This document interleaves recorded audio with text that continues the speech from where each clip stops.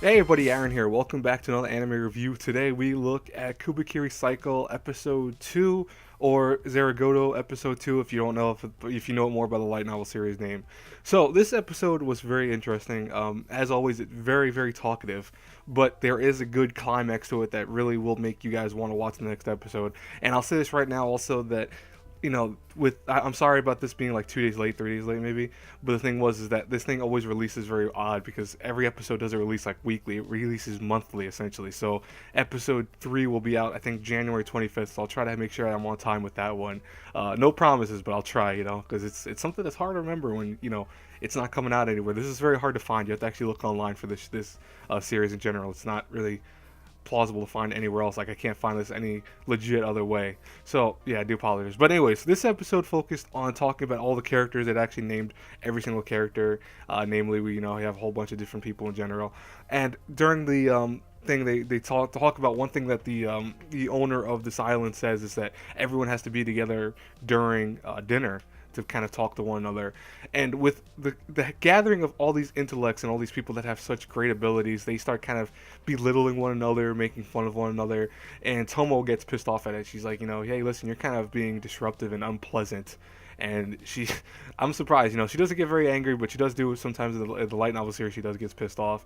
Ichan also starts getting kind of made fun of. It's like, oh, you're getting mad because she's getting mad, huh? That's interesting. You got such a low bowling point if someone else gets mad when you don't get mad and stuff like this. They started insulting him to the point that he actually gets up and goes, you know what? I don't, because remember, Ichan is he's more normal than everyone else here, so he got up right away and got pissed off. I love it. That was awesome. But Tomo's like, hey, don't worry, it's not worth it. There's nothing to get mad about. This kind of shows and reinforces. I mean, like the next scene, how close they are. I mean, look at this right here. They're just having fun and goofing around. It's silly stuff that they do. They don't really do anything that's ever, I think, very romantic charge, at least in the first light novel. So don't expect anything romance-wise from these two. Further ones, I'm not going to tell you because that's a spoiler, of course. But right now it's just them showing how close they are to one another, and I think that's really cool. I mean, at least they are, together in many ways.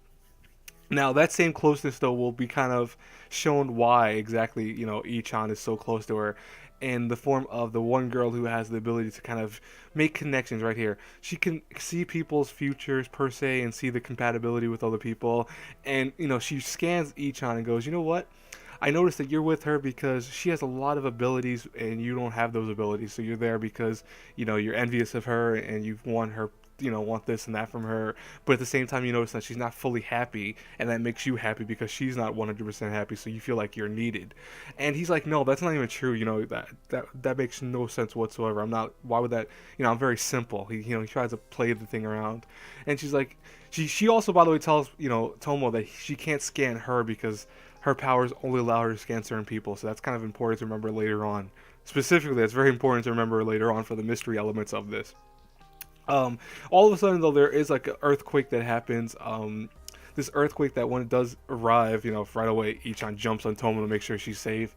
And it's really, I don't want to say super important. I put it there, though, because this show is all about kind of timing and I guess also foreshadowing.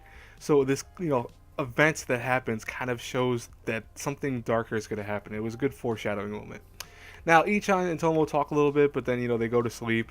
And meanwhile, Ichan does have like a nightmare of sorts where he's, in his head at least, knocking on the windows where the girl was talking about how, oh, she's got all these powers and stuff like that. The one that was talking about why he's with Tomo in the first place. And you can see from, in terms of like what they're trying to portray at least, is that he realizes she's 100% right. That is the real reason why he's with Tomo to a point is because he is envious of her powers, but at the same time feels like he's necessary because she's unhappy all the time. So he's like, I'm needed. There's a reason for me being here in the first place, and he wants to like discover himself at some same time, I guess. And it's, hey, listen, that happens to some people. Some people are with people because they're envious of them or not, and it's up to like I want to say it's up to the relationship in general to kind of take place from there, depending on that. So I think that when Ichan kind of wakes up and feels kind of depressed about how he's he realizes that the girl hit the nail on the head. It's gonna, it's gonna be something eventually that he realizes that there's more to it than that. Even though she might have said that's the reason and the main reason, and he might be thinking it's because he's envious of her abilities. There's more to that relationship, and it will definitely be played out later on, and they'll show what their relationship really entails and fully and stuff like that. So it's very it's very simple-minded in concept, but it's going to be very detailed later on. Now, the first murder occurs. I mean, come on, this is a murder mystery. I mean, this is labeled as murder mystery. You should know this is going to happen.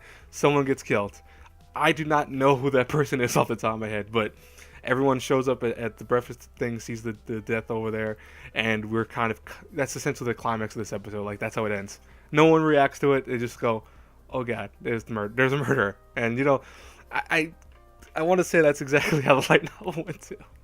Exactly how this is the first light novel. You know what's scary though is that there's 8 episodes I noticed of this anime. I'm like, the first, if they're going at this pace, because essentially this is now the halfway point of the first novel. This is essentially the halfway point of the first novel.